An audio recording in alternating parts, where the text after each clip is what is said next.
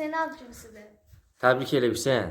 Çox sağ ol. Dayan dayan sadece Hüseyin'in değil. Onun ikiz kardeşi Həsənin də ad günüdür. Bəli, bəli, təbrik elə kişi balalar. Nə demək lazım? Gürültülü alqışlar. Bəh, gürültülü alqışlar gəlsin. Maşallah, böyük kişi olasın uşaqlar. Değerli izleyiciler, onlar rəqs edəcək. Təbriklərinizi yorumlarda gözləyir.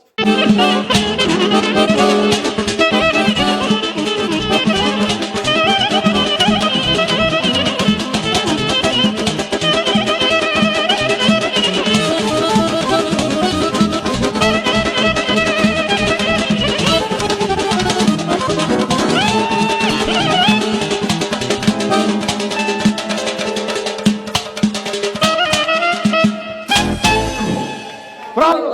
Bir gürültülü alqışlar gəlsin. Alqışlar bu göz arkadaşlar.